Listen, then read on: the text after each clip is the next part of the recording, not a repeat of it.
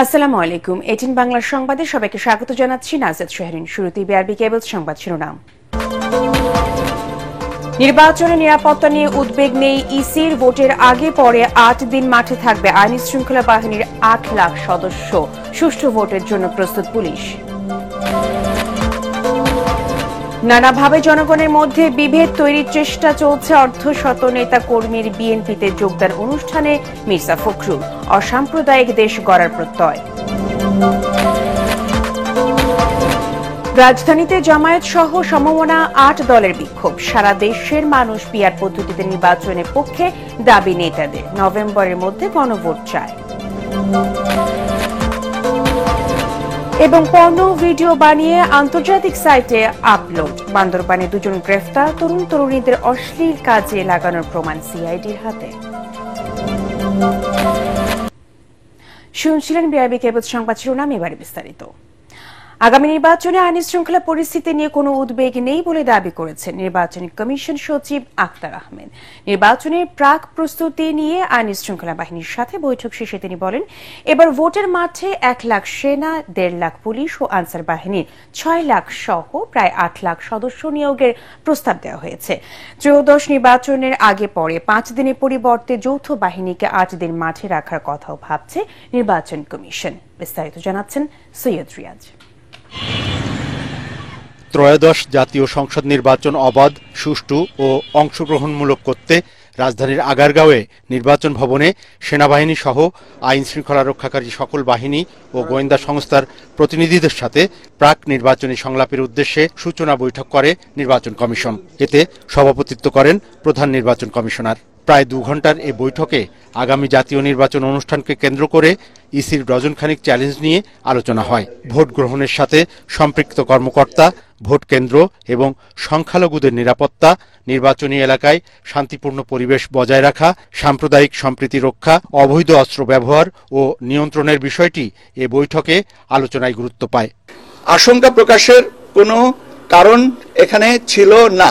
অবশ্যই নির্বাচন করার মতন পরিবেশ আছে এবং সেটাই আরো সংহত করার জন্যই আজকের আলোচনা এবং এটা চলমান থাকবে। নিরাপত্তা পরিকল্পনার অনেক কিছুই নির্বাচনের বাজেটের উপর নির্ভর করে বলেও জানান তিনি। মূলত 5 দিনের ডিপ্লয়মেন্ট প্রোগ্রাম করা হয়, সেখানে একটা প্রস্তাব এসছে এটা যেন 8 দিন করা হয়। নির্বাচনের আগে 3 দিন, নির্বাচনের দিন এবং নির্বাচন পরবর্তীতে 4 দিন। তো আমাদের ইনিশিয়াল প্রোগ্রামিং ছিল, প্ল্যানিং ছিল 5 দিন, এখন প্রস্তাবনাটা আসছে 8 দিন। এটা আমরা পরীক্ষা করে দেখব। নির্বাচনে এআই এর অপব্যবহার রোধে ব্যবস্থা গ্রহণ করা হবে জানিয়ে সচিব আরও বলেন, ঝুঁকিপূর্ণ সময়ে নিরাপত্তা নিশ্চিত করতে পুলিশ বডি ওয়ার্ন ক্যামেরা ব্যবহার করবে। আপনাদেরকে অনেক ধন্যবাদ। সৈয়দ রিয়াজ, এটিএন বাংলা, ঢাকা। ফেব্রুয়ারিতে নির্বাচন না হলে দেশ ঝুঁকির মধ্যে পড়বে বলে মনে করছেন স্বরাষ্ট্র উপদেষ্টা। সুষ্ঠু ভোটের জন্য পুলিশকে প্রস্তুত করা হচ্ছে বলে জানান তিনি। পুলিশের বডি ক্যামেরা কিনতে এখনো কোনো বরাদ্দ দেওয়া হয়নি বলে জানান উপদেষ্টা। বলেন, সাম্প্রতিক অগ্নিকাণ্ডগুলো নাশকতা কিনা তা তদন্ত চলছে। তিনি জানান, প্রবাসীদের পাসপোর্ট ফি কমানো হচ্ছে। সচিবালয় কোর কমিটির বৈঠক শেষে এসব কথা বলেন তিনি। রিপোর্ট মাহবুব কবির চপলের।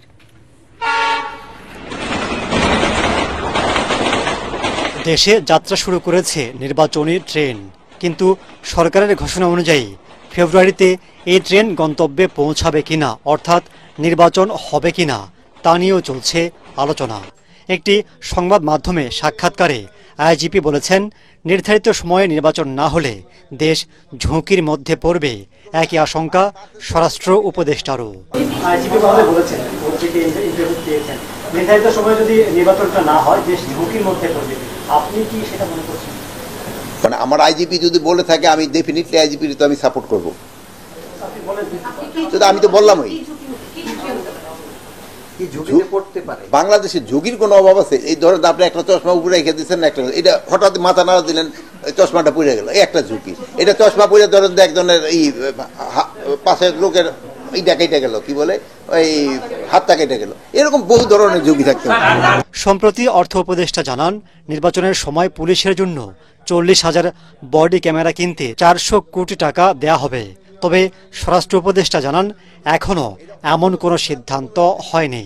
আমরা কোথায় অনুমোদন দিলাম? হ্যাঁ, পারচেজ কমিটিতে তো যাই নেই, অর্থ সংক্রান্ত কমিটিতে গেছে।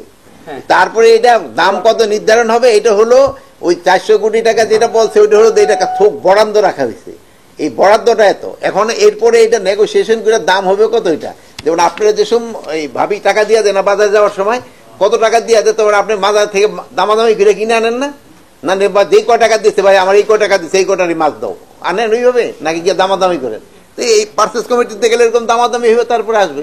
সাংবাদিকদের প্রশ্নের জবাবে তিনি বলেন, গত কয়েকদিনের অগ্নিকাণ্ডের তদন্তের পর প্রকৃত কারণ জানা যাবে। এটা অনেকগুলি কমিটিও করে দেওয়া হয়েছে এবং এটা কি কারণ এগুলি তারা ইনভেস্টিগেশন করতেছে, করার পরে আমরা জানতে পারবো কি কারণে হয়েছে। আর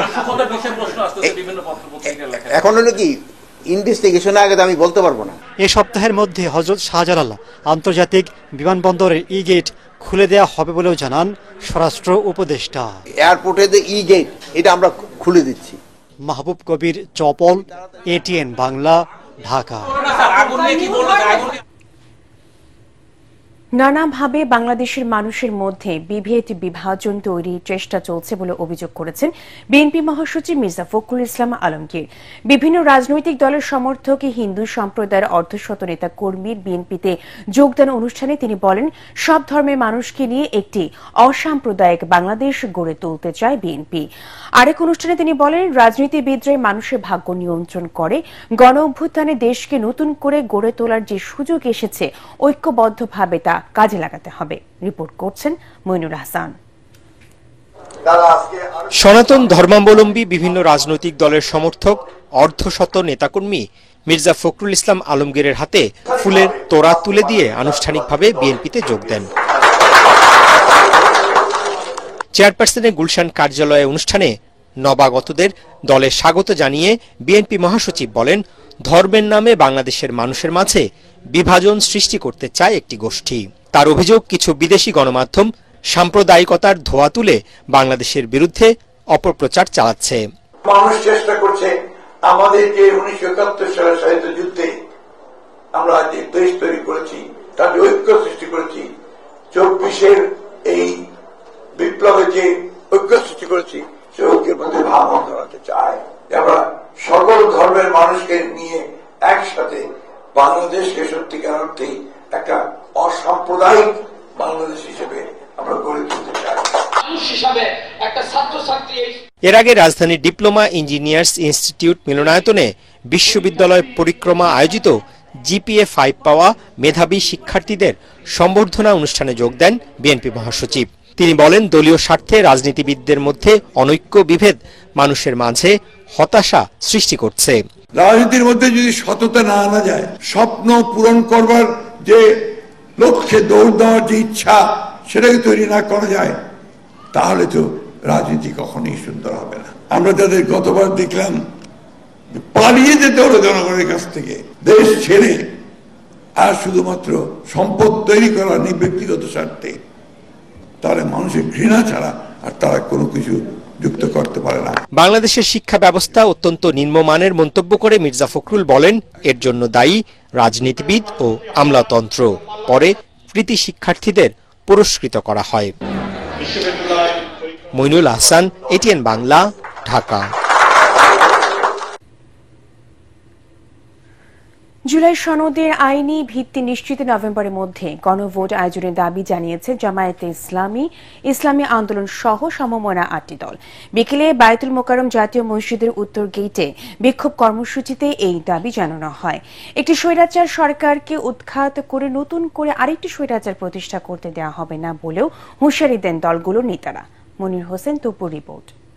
শেখ হাসিনাকে দেশ ত্যাগ করার আগেও দলকানা প্রশাসনকে পিলারের খাম্বার সাথে ঝুলিয়ে রেখেছিল জনগণ। জামাতে ইসলামীর ঢাকা মহানগর দক্ষিণ এই বিক্ষোভ সমাবেশের আয়োজন করে। এ সময় বক্তারা বলেন, একটি দলের অমতের কারণে সরকার সংস্কারে গড়িমসি করছে। জুলাই সনদ বাস্তবায়নে অবিলম্বে নভেম্বরে গণভোট করতে হবে। জামাতে ইসলামীর সহকারী সেক্রেটারি জেনারেল মাওলানা রফিকুল ইসলাম জানান, নির্বাচনকে প্রশ্নবিদ্ধ করতে একই দিনে নির্বাচন ও গণভোট করতে চাপ দিচ্ছে কোনো দল। দলবাজি করার ইচ্ছা যদি কোনো উপদেষ্টার থাকে, দলবাজি করার ইচ্ছা যদি কোনো সচিবের থাকে, দলবাজি করার ইচ্ছা যদি কোনো নির্বাচন কমিশনারের থাকে, দলবাজি করার ইচ্ছা যদি কোনো পুলিশ কর্মকর্তা থাকে তাহলে রিজাইন করে আমাদের সাথে রাস্তায় আসেন। কত বড় বাহাদুর আপনি, কত পাকা রাজনীতিবিদ, তখন আমরা দেখাবো। কিন্তু সরকারের অফিসে থেকে একটা দলের পক্ষে কাজ করবেন আর বাংলাদেশের মানুষ বসে বসে আঙ্গুল চুষবে, এটা মনে করার কোনো কারণ নেই। বিশ্ববিদ্যালয়গুলোর কেন্দ্রীয় সংসদ নির্বাচনের মতোই নীরব ভোট বিপ্লব হবে আগামী জাতীয় সংসদ নির্বাচনে বলে আশাবাদ ব্যক্ত করেন বক্তারা। নতুন নির্বাচনের জন্য নতুন কমিশন, নতুন সংবিধান, নতুন আইন সব তৈরি করতে হবে। এদিকে বায়তুল মোকাররমের উত্তর গেটের সামনে আয়োজিত বিক্ষোভ সমাবেশে ইসলামী আন্দোলনও একই দাবি জানায়। তারা বলেন, আগামীতে কাউকে একতরফা নির্বাচন করতে দেওয়া হবে না। তাই জুলাই সনদের আইনি ভিত্তি নিশ্চিত করে পিআর পদ্ধতিতে নির্বাচন অনুষ্ঠিত হতে হবে। কথাবার্তা পরিষ্কার, পিআর সিস্টেমে নিম্নকক্ষে নির্বাচন দিতে হবে। স্পষ্ট আমাদের বক্তব্য, জুলাই সনদের আইনি ভিত্তি ঘোষণা করতে হবে। সরকার যদি জনগণের ভাষা বুঝতে ভুল করেন তাহলে ইউনূস সরকারও সেই হাসিনার মতোই পালাতে বাধ্য হবে। এসব দাবি আদায়ে আগামী 25 অক্টোবর বিভাগীয় শহরে এবং 27 অক্টোবর জেলা শহরে বিক্ষোভ সমাবেশের আয়োজন করার ঘোষণা দেন দলটির কেন্দ্রীয় মহাসচিব ইউনূস আহমদ। মনির হোসেন তপু, এটিএন বাংলা, ঢাকা। এনসিপি আগামীতে সরকারি দল হতে না পারলে শক্তিশালী বিরোধী দল হিসেবে প্রতিনিধিত্ব করতে চায় বলে মন্তব্য করেছেন জাতীয় নাগরিক পার্টি এনসিপি উত্তরাঞ্চলের মুখ্য সংগঠক সার্জিস আলম। জয়পুরহাটে মুক্তিযোদ্ধা কমপ্লেক্সের সম্মেলন কক্ষে এনসিপি জেলা ও উপজেলা কমিটির সমন্বয় সভা শেষে তিনি একথা বলেন। জানান, শাপলা প্রতীক পেতে রাজপথে লড়বে এনসিপি, প্রয়োজনে আইনি লড়াই করবেন বলেও জানান সার্জিস আলম। দলের কেন্দ্রীয় সাংগঠনিক সম্পাদক ইমরান ইমন ও যুগ্ম মুখ্য সংগঠক সাকিব মাহাদি সহ অন্য নেতারা সভায় উপস্থিত ছিলেন। আমরা জনগণের প্রতিনিধিত্ব করে সংসদে সরকার দল হিসেবে জনগণের প্রতিনিধিত্ব করতে চাই, না হয় শক্তিশালী বিরোধী দল হিসেবে প্রতিনিধিত্ব করতে চাই। আমরা জাতীয় পার্টির মতো পোষা বিরোধী দল হওয়ার জন্য রাজনীতি করতে আসিনি। এই নির্বাচন কমিশন এনসিপির সাথে এই স্বেচ্ছাচারিতা করতে পারে না। আমাদেরকে তার হয় শাপলা দিতে হবে, না হয় কেন শাপলা দিবে না এই আইনগত ব্যাখ্যা তাকে দিতে হবে। প্রয়োজনে আমরা এটা আইনিভাবে লড়াই করব, প্রয়োজনে রাজনৈতিকভাবে রাজপথে লড়াই করব। ঢাকায় হযরত শাহজালাল আন্তর্জাতিক বিমানবন্দরে ভয়াবহ অগ্নিকাণ্ডের পর বিকল্প উপায়ে পণ্য খালাসের ব্যবস্থা করেছে ঢাকা কাস্টমস হাউস। এখন থেকে বিমানবন্দরের যন্ত্রপাতি রক্ষণাবেক্ষণ এলাকার ৯ নম্বর গেট দিয়ে সপ্তাহে ৭ দিন চলবে পণ্য খালাস কার্যক্রম। বিমানবন্দরের এই অগ্নিকাণ্ড দুর্ঘটনা নাকি নাশকতা তা খতিয়ে দেখার আহ্বান জানিয়েছে বাংলাদেশ কাস্টমস ফেডারেশনের সভাপতি মিজানুর রহমান। এদিকে অগ্নিকাণ্ডে ১২,০০০ কোটি টাকার ক্ষতি হয়েছে বলে দাবি করেছে exporters association of Bangladesh EAB. Tarik ইসলামের রিপোর্ট। হযরত শাহজালাল আন্তর্জাতিক বিমানবন্দরে ভয়াবহ অগ্নিকাণ্ডে পুড়ে শেষ আমদানি কার্গো গুদামে থাকা সকল পণ্য, বন্ধ হয়ে যায় খালাস কার্যক্রম। অগ্নিকাণ্ডের একদিন পর বিকল্প উপায়ে ৯ নম্বর গেট দিয়ে সাময়িকভাবে পণ্য খালাসের কার্যক্রম শুরু করেছে ঢাকা কাস্টমস হাউস। তবে সকাল থেকে পণ্য খালাস না করায় ক্ষোভ জানান সিএনএফ এজেন্ট ও তার প্রতিনিধিরা। নতুন যে মালগুলো নামছে এটাও কোথায় আছে এটা এখনো বিমান ফাইন্ড আউট করতে পারে নাই। কার্যক্রম শুরু হয়েছে কিন্তু এখানে তো কার্যক্রম কোনো কিছুই শুরু হয়নি, এটা একটা গুজব। কোথায় মালটা আছে, কোন লোকেশন আছে, তখন মালামাল আসলে না স্যারেরা এখানে এক্সামিন করতে পারে। যখন আমাদের ৯ নম্বর গেটে যাবে তখন আমাদের অনেক দূরত্ব হয়ে যাবে। এদিকে বিমানবন্দরে অগ্নিকাণ্ডের ঘটনায় দায়িত্ব অবহেলার অভিযোগ আনেন বাংলাদেশ কাস্টমস ফেডারেশনের সভাপতি। প্রশ্ন তোলেন আগুন লাগার বিষয়েও। যে একটা কেপিআই এলাকা, এয়ারপোর্টের মতো একটা এলাকা যেখানে প্লেন প্রতিনিয়ত ল্যান্ড করতে ফ্লাই করে, এখানে এটা একটা well equipped fire service team থাকার কথা রেস্কিউ করার জন্য। তাদের জন্য এখানে গতকালে যে ঘটনা, এই ঘটনাতে প্রমাণ করে যে আদৌ এই ফায়ার সার্ভিস এখানে আছে কিনা, থাকলেও তার সক্ষমতা কি, সারা দেশের যে অবস্থা, যে সিচুয়েশন, এটাকে আপনি যদি একটা ষড়যন্ত্র অংশ হিসেবে দেখেন, এটা খুব অমূল্য কিছু হবে না। এছাড়া অগ্নিকাণ্ডে প্রায় ১২,০০০ কোটি টাকার ক্ষতি হয়েছে বলে দাবি পণ্য রপ্তানিকারকদের সংগঠন ইএবি। প্রাথমিকভাবে আমাদের ধারণা সব মিলিয়ে ডাইরেক্ট এবং ইনডাইরেক্ট মিলে প্রায় $1 বিলিয়ন বা 12,000 কোটি টাকার ক্ষতি ইতিমধ্যে আমরা মুখোমুখি হয়েছে বলে আমরা মনে করছি। কার্গো ভিলেজের মতো অতি গুরুত্বপূর্ণ স্থাপনায় কার্যকর ফায়ার ডিটেকশন ও প্রোটেকশন সিস্টেম নিশ্চিত করতে কর্তৃপক্ষ চরম ব্যর্থতার পরিচয় দিয়েছেন। এতে শুধু আর্থিক ক্ষতি নয়, দেশের ভাবমূর্তিও ক্ষুণ্ণ হয়েছে বলে উদ্বেগ জানান ব্যবসায়ীরা। তরিক ইসলাম, এটিএন বাংলা, ঢাকা। আপনি যদি এটা বাংলাদেশ থেকে পর্নো ভিডিও বানিয়ে আন্তর্জাতিক সাইটে আপলোড করে তারকা খ্যাতি পাওয়া 2 জনকে গ্রেফতার করেছে সিআইডি। বান্দরবান থেকে তাদের গ্রেফতার করা হয়। এ পর্যন্ত আন্তর্জাতিক পর্নো সাইটে 112টিরও বেশি ভিডিও আপলোড করেছে গ্রেফতারকৃত বর্ষা ও নাজিম। আরও অনেক তরুণ তরুণীকে এ ধরনের অশ্লীল কাজে লাগিয়েছেন তারা, যাদের গ্রেফতারে অভিযান চালাচ্ছে পুলিশের অপরাধ তদন্ত বিভাগ সিআইডি। GM তসলিমের report.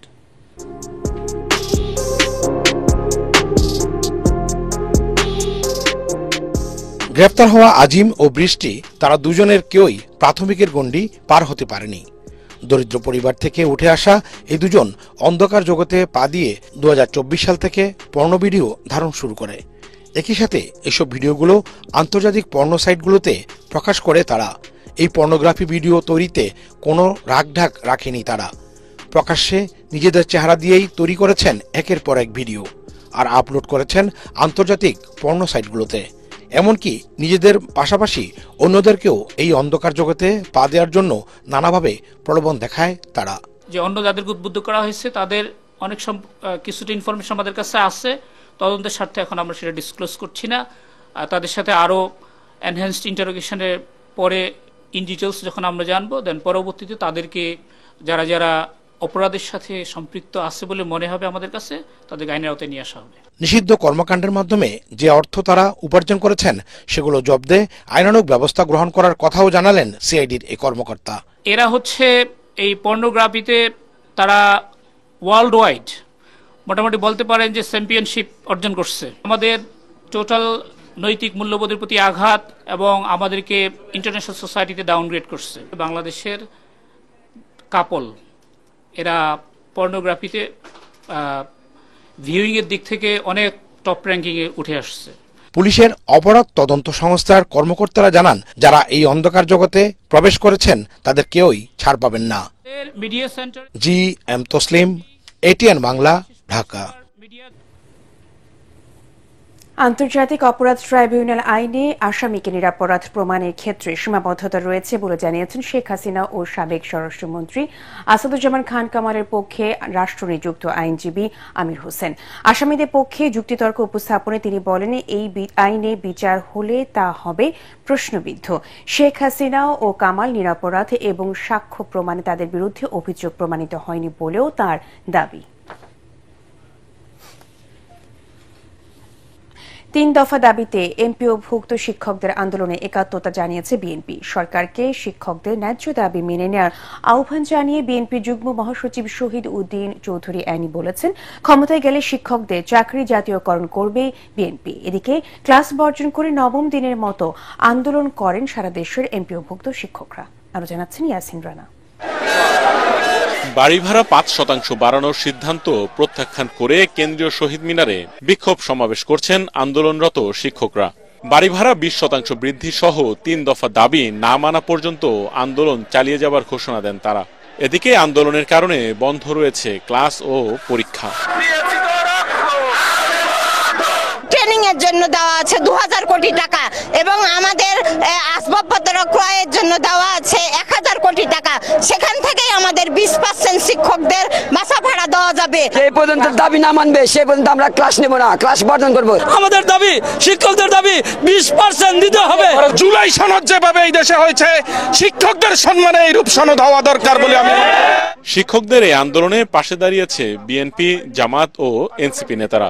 প্রয়োজনে উপদেষ্টা পরিবর্তন হবে, সচিব পরিবর্তন হবে, বাজেট পরিবর্তন হবে, শিক্ষক কর্মচারীরা তাদের দাবি থেকে এক চুলো নড়বে না। আন্দোলনে একাত্মতা জানাতে শহীদ মিনারে আসেন বিএনপির যুগ্ম মহাসচিব শহীদ উদ্দিন চৌধুরী এনি। আমাদের দলের ভারপ্রাপ্ত চেয়ারম্যান জনাব তারেক রহমান ইতিমধ্যেই নীতিগতভাবে আপনাদের দাবির প্রতি একাত্মতা প্রকাশ করেছেন। শুধু এই আন্দোলনে নয়, শিক্ষকদের মর্যাদা স্বরূপ, রাষ্ট্রীয় স্বীকৃতি স্বরূপ এবং শিক্ষাকে আধুনিকরণের লক্ষ্যে সম্পূর্ণভাবে জাতীয়করণের সিদ্ধান্ত গৃহীত হয়েছে এবং আমরা এই দাবি না মানলে আরো কঠোর কর্মসূচির ঘোষণা দিয়েছেন শিক্ষকরা। ইয়াসিন রানা, এটিএন বাংলা, ঢাকা। জমকালো আয়োজনের মধ্য দিয়ে পালিত হল জাতীয় প্রেস ক্লাবের ৭১তম প্রতিষ্ঠাবার্ষিকী। এ উপলক্ষে ক্লাব প্রাঙ্গণে আয়োজন করা হয় সাংস্কৃতিক অনুষ্ঠানে। এতে সঙ্গীত পরিবেশন করেন মনির খান, বেবি নাজনীন সহ জনপ্রিয় শিল্পীরা। দিনব্যাপী আনন্দ আয়োজনে অংশ নেন ক্লাব সদস্য, সিনিয়র সাংবাদিক, রাজনৈতিক ও সাংস্কৃতিক বিশিষ্ট ব্যক্তিবর্গ। বস্তুনিষ্ঠ সাংবাদিকতার মাধ্যমে দেশকে এগিয়ে নেওয়ার প্রত্যয় ব্যক্ত করেন গণমাধ্যম কর্মীরা।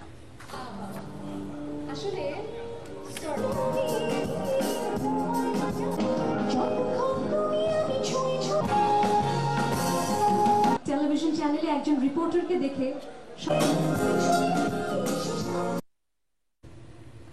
পূবালী ব্যাংক বাণিজ্য সংবাদ।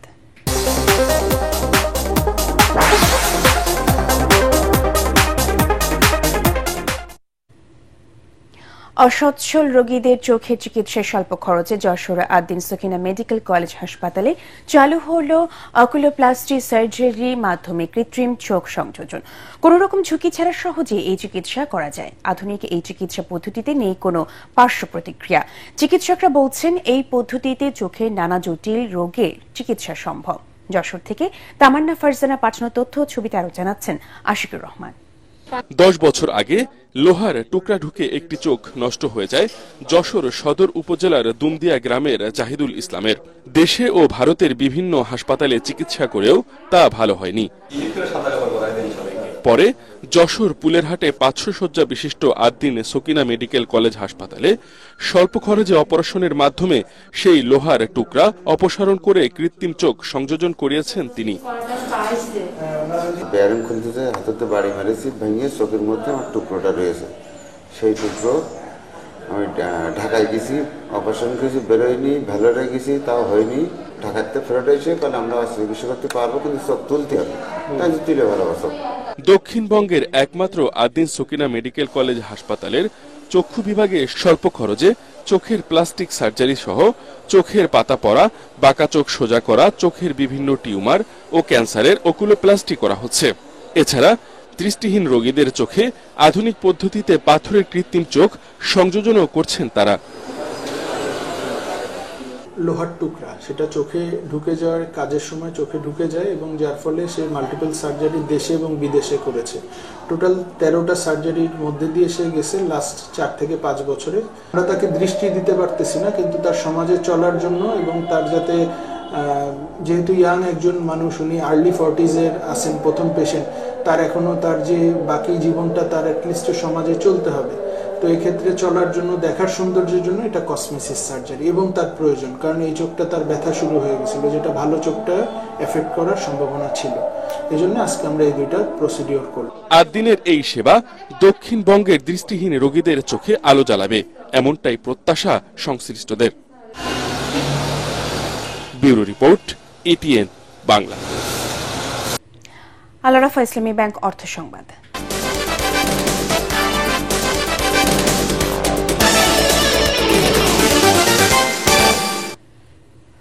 প্রজনন মৌসুমে চাঁদপুরের পদ্মা ও মেঘনায় মাছ ধরায় 22 দিনের নিষেধাজ্ঞা থাকলেও অবাধে চলছে জাটকা নিধন। দিনে জেলেদের দেখা না গেলেও রাতের বেলা নদীতে জাল ফেলছেন তারা। এলাকাবাসীর অভিযোগ, অর্থের বিনিময়ে প্রশাসনের কিছু অসাধু কর্মচারী মাছ ধরার সুযোগ করে দিচ্ছে। সন্ধানী লাইফ ইন্স্যুরেন্স আন্তর্জাতিক সংবাদ।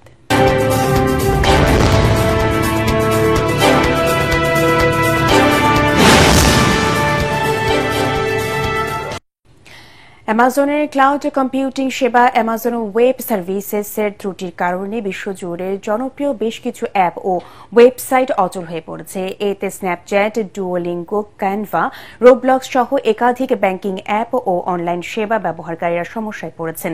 বিবিসি জানিয়েছে, সকাল থেকে এসব প্ল্যাটফর্মে প্রবেশের ব্যবহারকারীদের বিপুল পরিমাণ অভিযোগ জমা পড়তে থাকে ওয়েবসাইট মনিটরিং প্ল্যাটফর্ম ডাউন ডিটেক্টরে।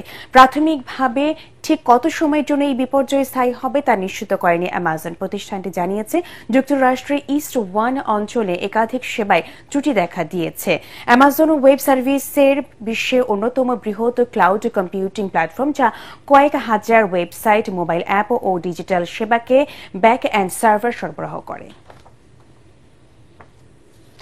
ধর্মীয় ভাবগাম্ভীর্য ও উৎসব মুখর পরিবেশে উদযাপিত হচ্ছে হিন্দু সনাতন ধর্মাবলম্বীদের অন্যতম ধর্মীয় উৎসব কালীপূজা ও দীপাবলি। অন্ধকারের উপর আলোর জয়ের প্রতীক হিসেবে কার্তিক মাসের অমাবস্যার রাতে ঘরে ঘরে প্রদীপ জ্বালিয়ে পালিত হচ্ছে দীপাবলি। কালীপূজা ও দীপাবলি উপলক্ষে নারায়ণগঞ্জের শহরের প্রতিটি মন্দির, আশ্রম ও ঘরে ঘরে চলছে পূজা, প্রার্থনা ও আলোকসজ্জা। সন্ধ্যা থেকে ভক্তদের উপচে পড়া ভিড়ে মুখর হয়ে উঠেছে পালপাড়া ঠাকুর অনুকূল চন্দ্র আশ্রম, লক্ষ্মী নারায়ণ আখড়া মন্দির, বালাজি জিওর মন্দির, রামকৃষ্ণ মিশন, টানবাজার সাহাপাড়া ও আমলাপাড়া সহ বিভিন্ন এলাকা। এ সময় কোথাও কোথাও পাঠা বলির আয়োজনও করা হয়। অনুকূল চন্দ্র আশ্রমের পূজার আয়োজক বিশ্বজিৎ সাহা জানান, শান্তিপূর্ণ পরিবেশে ভক্তদের অংশগ্রহণে এবারের কালীপূজা আয়োজন সফলভাবে সম্পন্ন হচ্ছে। খেলার খবর।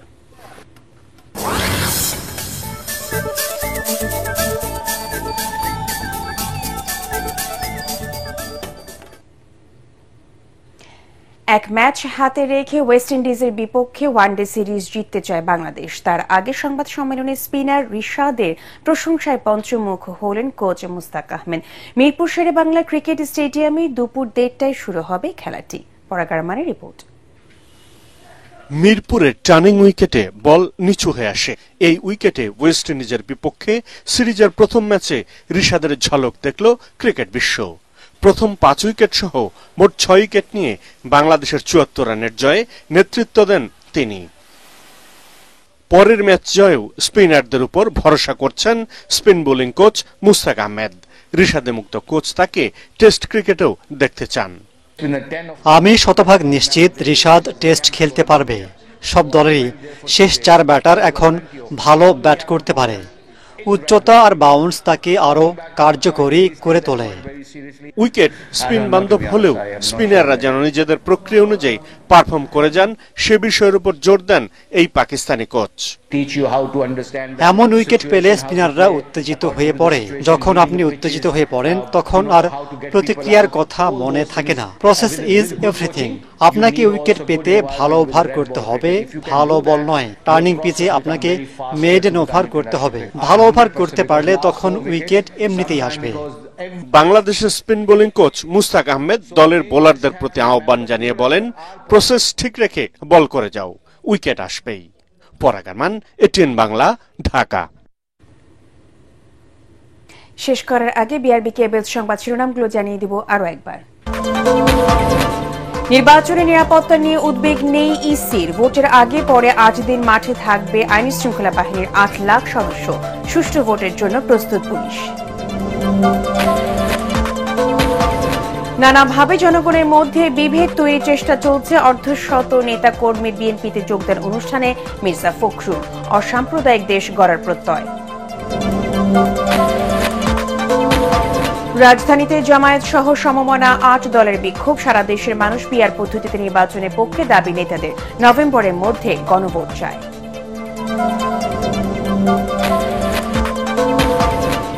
এবং পর্ণ ভিডিও বানিয়ে আন্তর্জাতিক সাইটে আপলোড। বান্দরবানে 2 জন গ্রেফতার। তরুণ তরুণীদের অশ্লীল কাজে লাগানোর প্রমাণ সিআইডির হাতে। পরবর্তী সংবাদ দেখার আমন্ত্রণ জানিয়ে এখনকার মতো শেষ করছি। এটিএন বাংলা সংবাদ ইউটিউবে দেখতে ব্রাউজ করুন youtube/এটিএন বাংলা নিউজ। ধন্যবাদ সবাইকে।